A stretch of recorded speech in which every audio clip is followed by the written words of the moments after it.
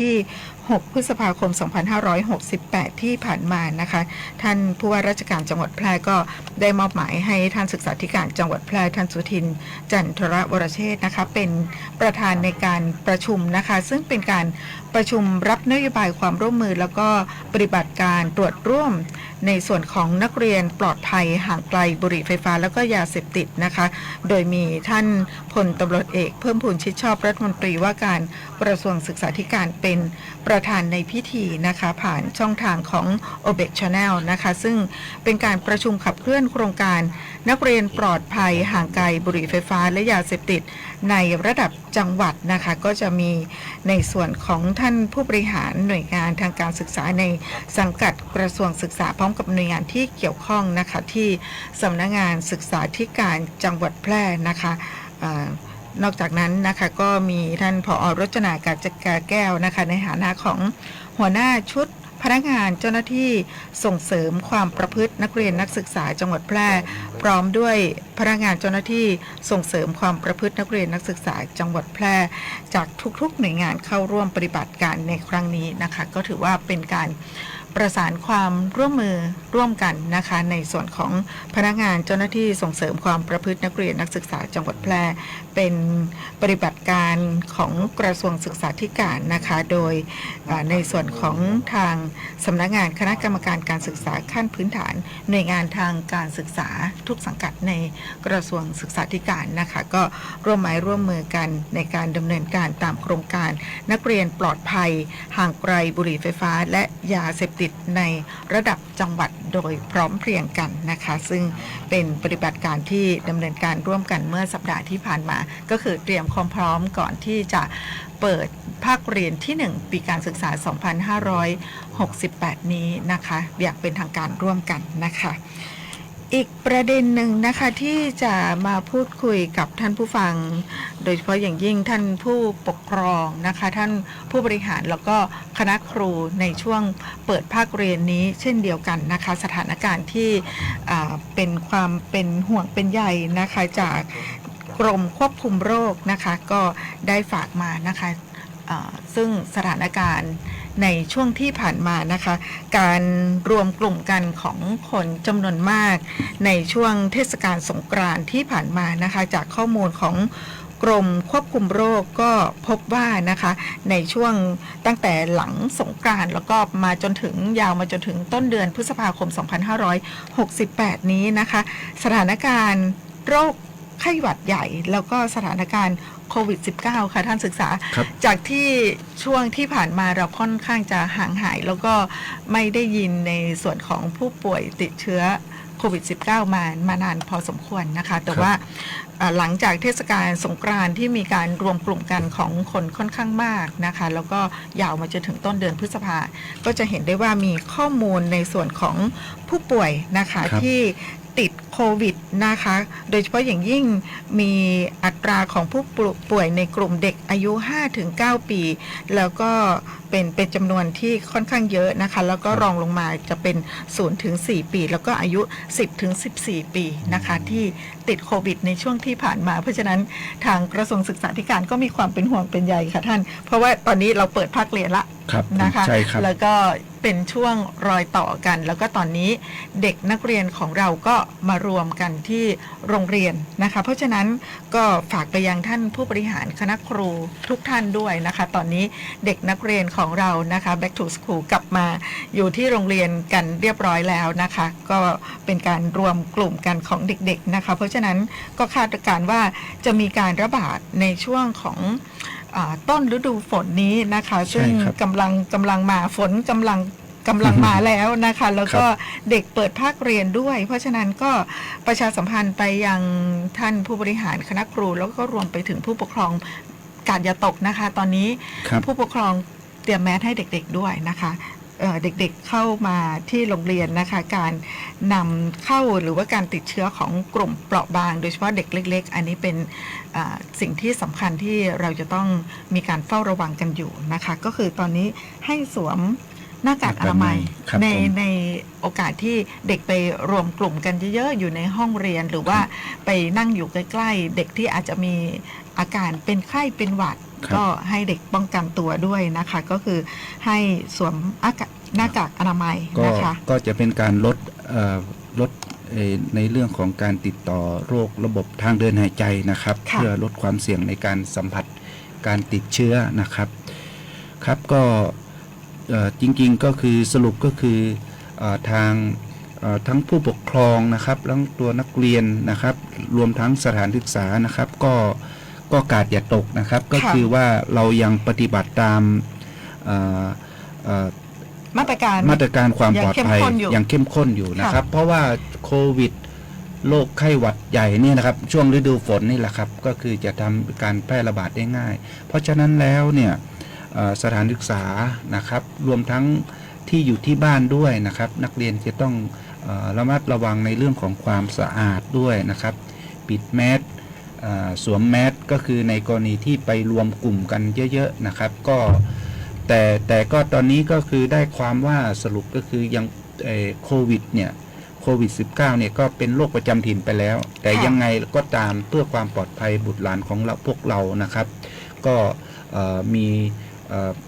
มาตรการนะครับก็คือสวมแมสนะครับล้างมือให้สะอาดนะครับอย่างนี้เป็นต้นนะครับเป็นโรคประจำถิ่นไปแล้วแต่ว่าการที่เด็กๆมารวมกันในสถานที่แออัดการติดต่อมันอาจจะเร็วกว่าปกตินิดนึงนะคะเพราะฉะนั้นก็รักษาระยะห่างกันด้วยนะคะแล้วก็ถ้าหากว่ามีสถานการณ์มีเด็กเล็กๆนะคะในห้องเรียนของท่านนะคะอาจจะมีอาการไออาการจามหรือว่ามีอาการไข้ตัวร้อนขึ้นสูงนะคะก็อาจจะต้องเรียนท่านผู้ปกครองรับตัวกลับบ้านนะคะแล้วก็ให้เด็กๆเว้นระยะห่างกันแล้วก็รวมไปถึงสวมหน้ากากอนามัยด้วยแล้วก็หากมีอาการนะคะตอนนี้ก็ ATK ก็ยังสำคัญอยู่นะคะสำคัญอยู่ครับตรวจเบื้องต้นไว้ก่อนนะคะแล้วก็ถ้าหากว่าตรวจพบนะคะก็จะต้องพักรักษาตัวอยู่ที่บ้านเพื่อว่าป้องกันไม่ให้เกิดการระบาดในห้องเรียนนะคะซึ่งจะกลายเป็นสถานการณ์ใหญ่ได้นะคะก็ป้องกันไปก่อนนะคะค่ะอันนี้ก็เป็นข้อมูลที่ทางกระทรวงศึกษาธิการมีความเป็นห่วงเป็นใยแล้วก็ฝากไปยังท่านผู้ปกครองท่านผู้บริหารคณะครูของเราช่วยกันดูแลทุกภาคส่วนนะคะเพื่อที่จะทำให้การเปิดภาคเรียนที่1ปีการศึกษา 2568 นะคะเป็นไปอย่างกลับมาเรียนอย่างมั่นใจเริ่มเทอมใหม่อย่างมีความสุขนะคะซึ่งเป็นนโยบายของท่านรัฐมนตรีว่าการกระทรวงศึกษาธิการพลตำรวจเอกเพิ่มพูนชิดชอบค่ะครับค่ะช่วงนี้ขอพักเบรกกันสักครู่นะคะช่วงหน้ากลับมาติดตามข้อมูลข่าวสารกันต่อค่ะ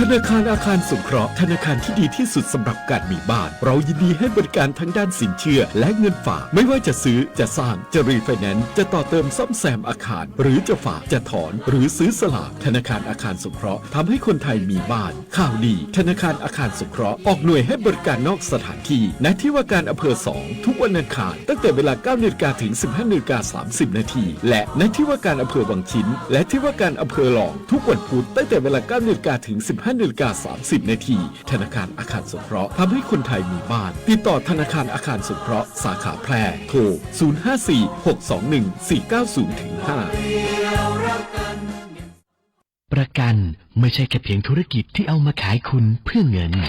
แต่ประกันเป็นการกระจายความเสี่ยงของคุณไปให้บริษัทประกันถ้าไม่เชื่องั้นลองฟังนี่ผมชื่อประกรณ์มีบ้านอยู่1 หลังอยู่มาวันหนึ่งแก๊สระเบิดบ้านผมก็หายไปคุณว่าใครจะรับผิดชอบให้ประกรณ์ถ้าเขาไม่ทำประกันทำประกันเถอะครับจะประกันไหนๆก็อุ่นใจเมื่อมีประกันคปภ.สำนักงานคณะกรรมการกำกับและส่งเสริมการประกอบธุรกิจประกันภัย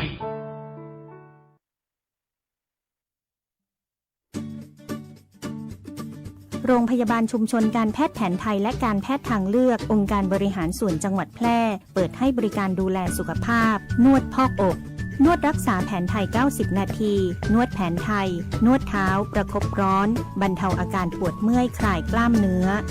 ข้อเข่าสมุนไพรรักษาข้อฝืดข้อเข่าเสื่อมข้อนิ้วข้อเท้าลดอาการปวดด้วยสมุนไพรเปิดให้บริการในทุกวันจันทร์อบไอน้ำสมุนไพรรักษาระบบทางเดินหายใจกระตุ้นการไหลเวียนของโลหิตลดการปวดเมื่อยกล้ามเนื้อขับน้ำข่าวปลาแม่หลังคลอดเปิดให้บริการในทุกวันอังคารบรรเทาอาการปวดเมื่อยคลายกล้ามเนื้อผู้มาใช้บริการให้นำบัตรประจำตัวประชาชนมาด้วยทุกครั้งใช้สิทธิ์เบิกจ่ายตรงข้าราชการสิทธิ์ประกันสังคมหรือสิทธิ์บัตรทองในจังหวัดแพร่สิทธิ์รัฐวิสาหกิจหรือชำระเงินสดติดต่อจองคิวรับบริการเวลา 8:30 นาทีถึง 16:30 นาทีเว้นวันหยุดนักขัตฤกษ์โทร 054-523-338-9ไผ่มาส่งข้อความอย่างมานี่มันลายไอ้หวันส่งมาจวนกันสมัครงานรายได้ต่อวันเริ่มต้นที่360 บาทฮัลโหลน้องอุ๋ยว่าได้สนใจงานตีไอส่งไปเฮือกอหน้าสนอยู่หนารายได้ก็ดีทำตีบ้านก็ได้ตอนนี้ไอก็ส่งไปเฮือในกลุ่มไลน์ตีมูว่างานพดละเดี๋ยวก่อนไอ้หวันบริษัทอย่างที่ไหนนี่ลองอ่านดูแล้วสีบ่หันมีข้อมูลอย่างสักอย่างเจือได้แต่ก็เจ้าว่าแล้วต้องถามแน่บ่ต้องเป็นห่วงปีอ่านพอละมีตากรมพัฒนาฝีมือแรงงานมั่นใจได้ชัวร์ถ้าสนใจก็โอนกาสมัครไปเฮือเปิดเลยเด้ออันเดี๋ยวน้องขอไปร้องพอดีๆกำก่อนเนอะตึงว่าแล้วโดนเพจปลอมจุ้งให้ละไอ้หวันสังเกตง่ายๆเพจแต่จื่อเพจต้องสะกดถูกและมีเครื่องหมายติ๊กถูกสีฟ้าตั้งหลังจื่อจำนวนผู้ติดตามนักตีสำคัญเปิ้นบ่มีนโยบายฮับงานไปทำตีบ้านนะเกือบไปแล้วเตือนเลยนะคะว่าอย่าลงเชื่ออะไรง่ายๆและขอความร่วมมือไม่ส่งต่อหรือแชร์ข้อมูลต่อในช่องทางสื่อสังคมออนไลน์ต่างๆหากสงสัยติดต่อหน่วยงานนั้นโดยตรงมั่นใจปลอดภัยกว่าค่ะสักนิดคิดก่อนแชร์ปรารถนาดีจากสำนักประชาสัมพันธ์เขต 3 กรมประชาสัมพันธ์ค่ะต้อนรับทุกท่านเข้าสู่ช่วงที่2ของรายการโดยเรื่องราวข่าวสารการศึกษาเมืองแพร่นะคะข่าวประชาสัมพันธ์ข่าวนี้นะคะเมื่อวันที่8พฤษภาคม2568ที่ผ่านมานะคะท่านศึกษาธิการจังหวัดแพร่ในฐานะคณะอนุกรรมการพิจารณาการขอรับจัดสรรเงินกองทุนเพื่อความปลอดภัยในการใช้รถใช้ถนนประจำจังหวัดแพร่นะคะก็ได้เข้าร่วมการประชุมเพื่อที่จะพิจารณาการขอรับจัดสรรเงินกองทุนเพื่อความปลอดภัยในการใช้รถใช้ถนนประจำจังหวัดแพร่ของปี2568นี้นะคะครับผมก่อนอื่นก็ต้องขอแสดงความยินดีกับหน่วยงานทางการศึกษานะครับหน่วยงานทางการศึกษาและก็หน่วยงานส่วนราชการอื่นๆที่เกี่ยวข้องนะครับที่ได้ทำเรื่องเสนอขอรับการจัดสรรนะครับเงินกองทุนเพื่อความปลอดภัยในการใช้รถใช้ถนนนะครับประจำจังหวัดแพร่นะครับ หรือกปท.นะครับ ค่ะ คราวนี้ผมอยากนำเรียนให้ฟังนิดหนึ่งนะครับให้พ่อแม่พี่น้องประชาชนได้รับทราบนะครับว่าตามที่คณะกรรมการกองทุนเพื่อความปลอดภัยในการใช้รถใช้ถนนชื่อเรียกย่อๆว่ากปท.นะครับกปท.ซึ่งประชุมกันครั้งที่9/2567นะครับซึ่งคณะกรรมการกปท.นี่อยู่ส่วนกลางนะครับอยู่ส่วนกลางก็มีมติอนุมัติจัดสรรเงินกองทุนกปท.นะครับกปท.ก็คือกองทุนเพื่อความปลอดภัยในการใช้รถใช้ถนนนะครับได้อนุมัติจัดสรรเงินกองทุนให้กับจังหวัดแพร่ของเราเนี่ยนะครับเป็นวงเงินทั้งหมด3,900,000 บาทนะครับในปีประจำปีงบประมาณ2568ครับซึ่งต่อมานะครับต่อมาทางจังหวัดแพร่ของเราก็จัดประชุมคณะอนุกรรมการพิจารณาการขอรับจัดสรรเงินกองทุนเพื่อความปลอดภัยในการใช้รถใช้ถนนประจำจังหวัดนะครับซึ่งประชุมครั้งที่1/68นะครับเมื่อวันที่19กุมภาพันธ์2568นะครับที่ประชุมก็ได้มีมติเห็นชอบให้กำหนดระยะเวลาในการเปิดรับคำขอการจัดสรรเงินกองทุนเพื่อความปลอดภัยในการใช้ถนนนะครับจำนวน30วันก็เริ่มตั้งแต่20กุมภาจนไปถึงวันที่21มีนาคม2568นะครับซึ่งต่อมานะครับต่อมาก็ทางเมื่อปิดรับคำขอนะครับก็ทางคณะอนุกรรมการจัดสรรเงินกองทุนเพื่อความปลอดภัยในการใช้รถใช้ถนนจังหวัดนะครับก็ได้ประชุมเมื่อวันที่8 พฤษภาคมที่ผ่านมานะครับก็เป็นความโชคดีของพี่น้องประชาชนชาวจังหวัดแพร่นะครับก็มีหน่วยงานที่ส่งขอโครงการขอรับการจัดสรรทั้งหมดนะครับจำนวนคงเหลือนะครับเดิมเนี่ยทั้งหมดอยู่16หน่วยงานนะครับ21โครงการนะครับเป็นเงินทั้งหมด4,340,860 ทีนี้ขอเยอะ บาทนะครับขอเยอะ แต่คราวนี้ก็คณะกรรมการได้ตรวจสอบคณะอนุกรรมการก็มีโครงการที่ขาดคุณสมบัติไม่เป็นไปตามระเบียบของกรมการขนส่งนะครับจำนวน2โครงการก็คงเหลืออยู่จำนวน15หน่วยงาน19โครงการครับเป็นรวมเป็นเงินทั้งสิ้น3,749,935 บาทนะครับคิดเป็นร้อยละ 96.15 ของจำนวนเงินที่ได้รับจัดสรรนะครับซึ่งแบ่งเป็นโครงการเชิงป้องกันและลดอุบัติเหตุทางถนนจำนวน10โครงการนะครับเป็นจำนวนเงินทั้งสิ้น 882,570 บาทนะครับและก็เป็นโครงการที่มุ่งเน้นวางรากฐานและสร้างความปลอดภัยในการใช้รถใช้ถนนของรถจักรยานยนต์นะครับในเชิงพื้นที่อีกจำนวน9โครงการนะครับเป็นจำนวนเงินทั้งสิ้น 2,867,365 บาทนะครับซึ่งโดยมีรายละเอียดนะครับดังนี้นะครับก็คือผมมาดูรายละเอียดแล้วปรากฏว่าหน่วยงานทางการศึกษาเราที่ส่งไปขอรับงบประมาณเนี่ยจะเป็นของ8โรงเรียนนะครับในสังกัดเขตพื้นที่การศึกษานะครับสำนักงานเขตพื้นที่การศึกษามัธยมศึกษานะครับเป็นโรงเรียนที่อยู่ในสังกัดสพม.แพร่เนี่ย5โรงเรียนนะครับเป็นของสพป.แพร่เขต1ก็จะเป็นโรงเรียนวัดเมธังกราวาสนะครับแล้วก็โรงเรียนอนุบาลแพร่นะครับส่วนแพร่2เนี่ยสพป.แพร่เขต2ก็จะเป็นโรงเรียนเด่นชัยประชานุกูลนะครับส่วนของอาชีวะนะครับก็เป็นวิทยาลัยอาชีวศึกษาแพร่นะครับก็1โครงการนะครับแล้วก็ของสำนักงานศึกษาธิการจังหวัดแพร่นะครับก็จำนวน 145,800 บาทนะครับผมอยากจะนำเรียนคร่าวๆว่ามีหลายหน่วยงานที่เสนอขอไปนะครับยกตัวอย่างเช่นนะครับเรื่องของตำรวจภูธรจังหวัดแพร่นะครับซึ่งก็จะจัดโครงการฝึกอบรมขับขี่อย่างปลอดภัยสร้างวินัยจราจรนี่ทุกอำเภอเลยนะครับก็ถือว่าครอบคลุมทั้งจังหวัดนะครับรวมทั้งที่ปกครองของจังหวัดแพร่นะครับ อันนี้คร่าวๆนะครับกล่าวโดยสรุปก็คือว่ามีทั้งหมดอยู่19โครงการนะครับ19โครงการ15หน่วยงานแล้วก็ยอดเงินที่อนุมัติไปเมื่อวันที่8พฤษภาคมนะครับยอดเงิน 3,749,935 บาทนะครับที่มติที่ประชุมของอนุกรรมการก็เห็นชอบนะครับอนุมัติโครงการทั้ง19โครงการนี้นะครับแล้วก็จะเริ่มดำเนินการภายในปีงบประมาณ68นี้นะครับก็อีกประมาณ5เดือนนะครับ5เดือนก็ต้องดำเนินการให้แล้วเสร็จนะครับก็ถือว่าปีนี้นะคะในส่วนของงบประมาณของกองทุนเพื่อความปลอดภัยในการใช้รถใช้ถนนหรือว่ากปท.นะคะของจังหวัดแพร่ของเราค่อนข้างจะครอบคลุมทุกกลุ่มเป้าหมายนะคะแล้วก็เน้นความปลอดภัยในการใช้รถใช้ถนนเพราะฉะนั้นกลุ่มเป้าหมายก็ต้องมาจากทุกภาคส่วนในส่วนของหน่วยงานทางการศึกษาสถานศึกษาของเราอย่างที่ท่านผู้ศึกษาได้เรียนแจ้งไปนะคะก็จะมีทั้งในส่วนของหน่วยงานทางการศึกษาแล้วก็สถานศึกษาที่ได้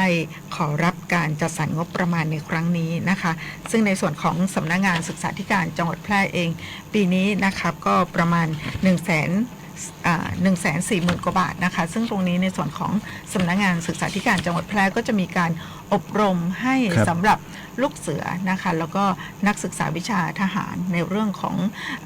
ทำหน้าที่เป็นผู้ช่วยจราจรของเจ้าหน้าที่ตำรวจนะคะซึ่งก็จะถือว่าเป็นเด็กนักเรียนที่จะเป็นแกนนำให้กับเพื่อนๆแล้วก็ดูแลในเรื่องของความปลอดภัยในการใช้รถใช้ถนนให้กับเด็กนักเรียนนักศึกษาของสถานศึกษาแต่ละแห่งด้วยครับของเราจัดกี่รุ่นนะครับ3รุ่นด้วยกันนะคะค่ะก็จะแบ่งเป็นลูกเสือสามัญลูกเสือสามัญรุ่นใหญ่แล้วก็นักศึกษาวิชาทหารหรือว่ารด.จราจรนะคะเป็น3รุ่นด้วยกันนะคะแล้วก็จะมีสถานศึกษาที่จะเข้าร่วมโครงการในครั้งนี้นะคะรุ่นละ10แห่งด้วยกันนะคะก็กระจายไปทุกสังกัดนะคะในสถานศึกษาในจังหวัดแพร่ทุกสังกัดประมาณ30แห่งด้วยกันค่ะครับผมอยากนำเรียนเมื่อปีที่แล้วเราก็ได้รับงบประมาณมานะครับเราก็จัดสรรแล้วก็จัดประชุมสร้างภูมิคุ้มกันให้กับเด็กและเยาวชนนะครับสิ่งหนึ่งที่เป็นตัวสะท้อนนะครับที่ผมได้แจ้งข้อสังเกตในที่ประชุมนะครับว่าจากการประชุมถอดบทเรียนของการ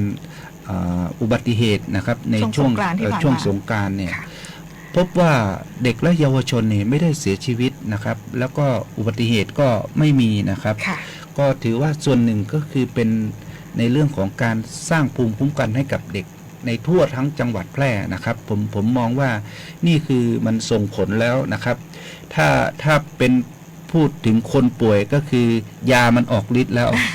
ได้รับการป้องกันครับผมได้รับการป้องกันครับผม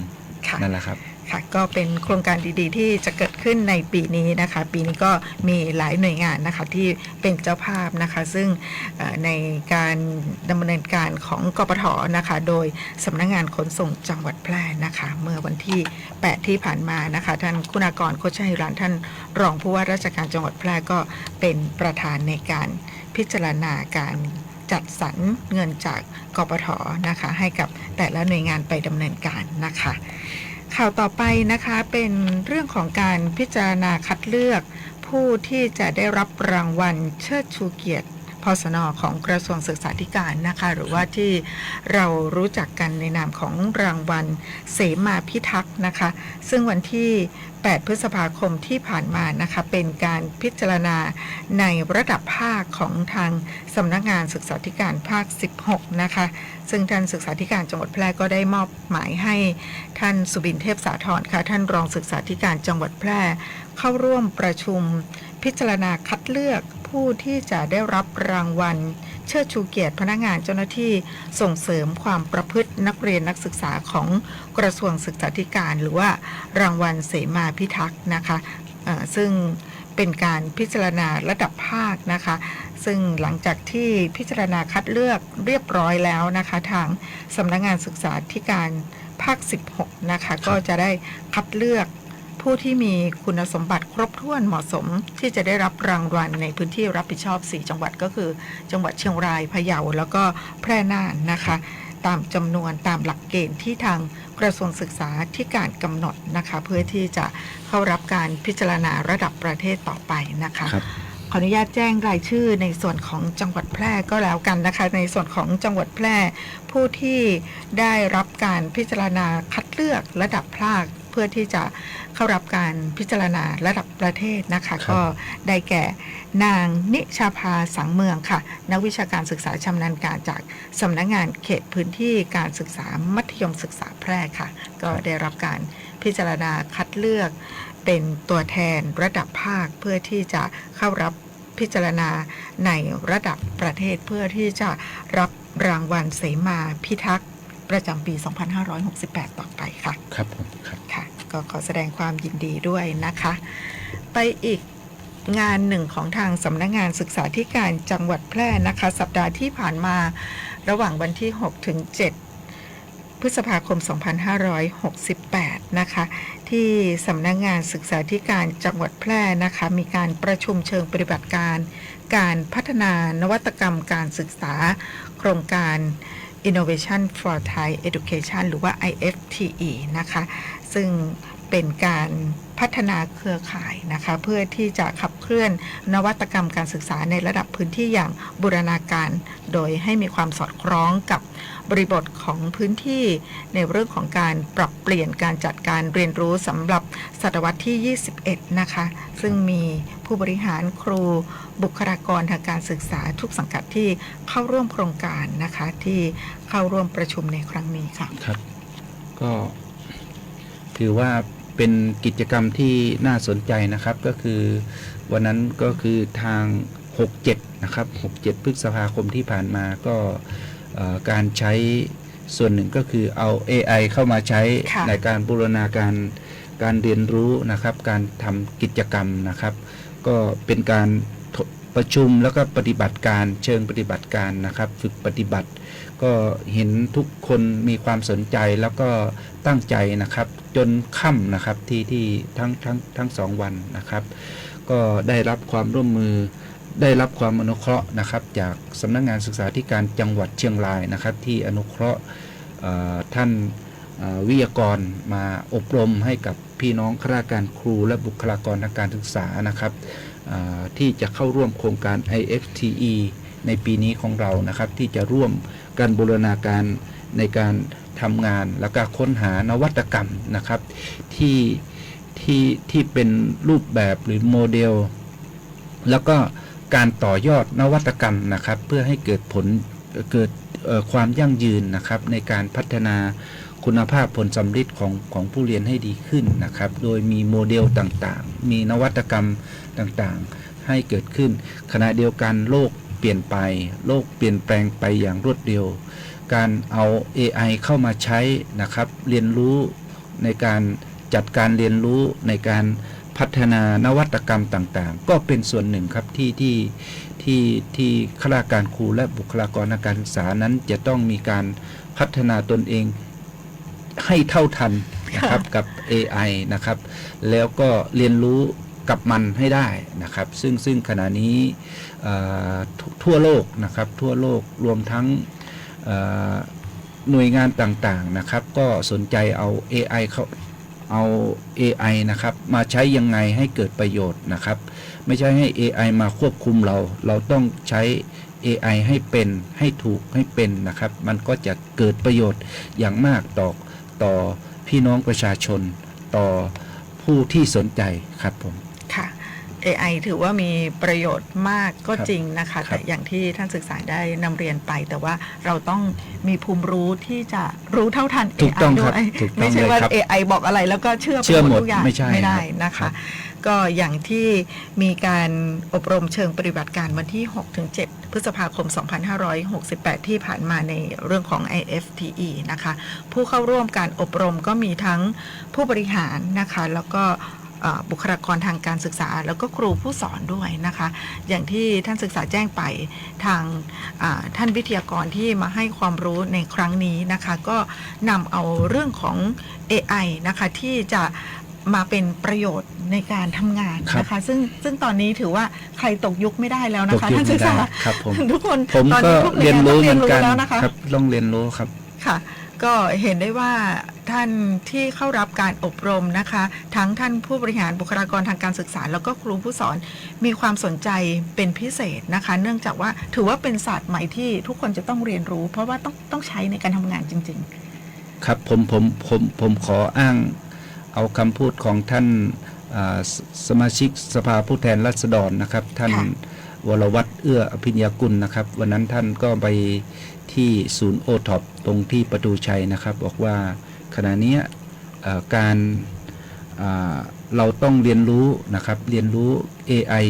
ใช้ให้เป็นนะครับถ้าเราไม่ได้เรียนรู้เราก็จะตกยุคไปแล้วก็ตกเลยนะครับก็ตามไม่ทันเพราะฉะนั้นแล้วสิ่งหนึ่งที่ประชาชนคนเมืองแพร่นะครับหรือผู้รับชมทางบ้านนะครับว่าเราต้องเรียนรู้พัฒนาตัวเองอยู่เสมอนะครับค่อยเรียนรู้ไปนะครับเรียนช้าเรียนเร็วก็อยู่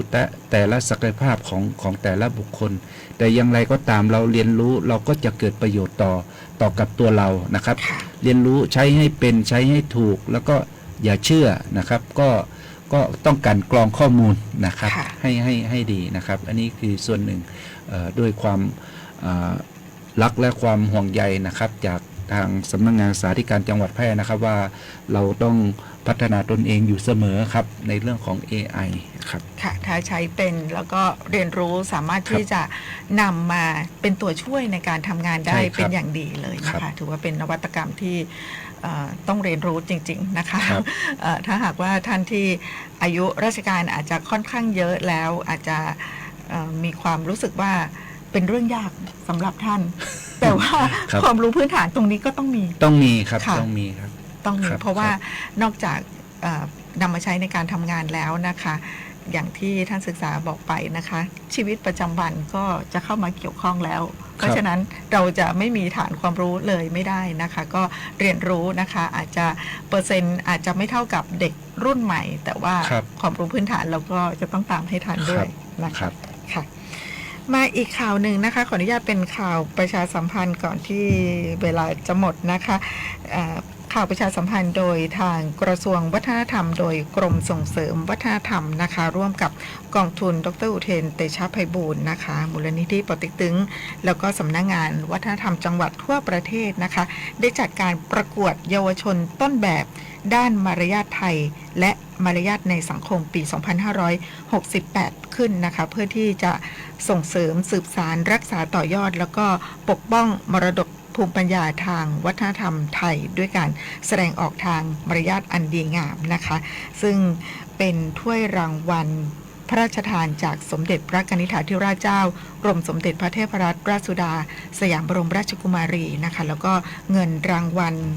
รวมมูลค่าทั้งหมดกว่า600,000 บาทนะคะซึ่งมีเงินรางวัลทุกๆระดับชั้นเลยนะคะทั้งระดับประถมศึกษามัธยมศึกษาตอนต้นตอนปลายระดับ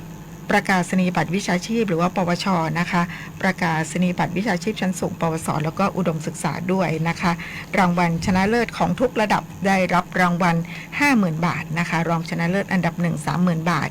รองชนะเลิศอันดับ2 20,000 บาทแล้วก็รางวัลชมเชยนะคะ5รางวัลด้วยการรางวัลละ 10,000 บาทของทุกๆระดับด้วยนะคะก็ดูรายละเอียดได้ที่เว็บไซต์ของกรมส่งเสริมวัฒนธรรมค่ะค่ะวันนี้เวลาของช่วงของข่าวสารการศึกษาเมืองแพร่หมดลงแล้วนะคะติดตามรับฟังรับชมรายการของเราได้ทุกๆวันอังคารทางสวทแพร่แห่งนี้ 11 นาฬิกาค่ะวันนี้นำรายการจากลาท่านผู้ฟังท่านผู้ชมไปก่อนค่ะสวัสดีค่ะครับสวัสดีครับ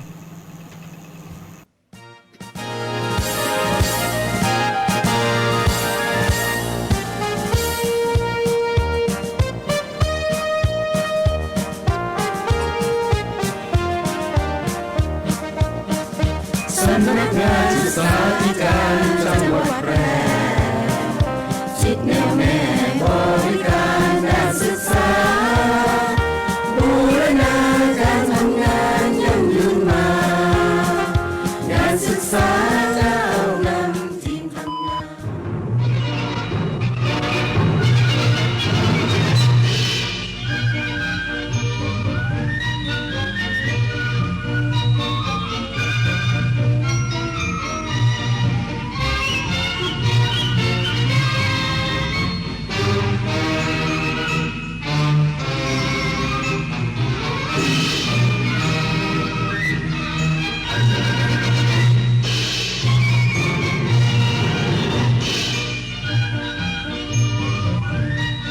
ที่นี่สถานีวิทยุกระจายเสียงแห่งประเทศไทยต่อไปเสนอข่าวซึ่งมีหัวข้อข่าวดังนี้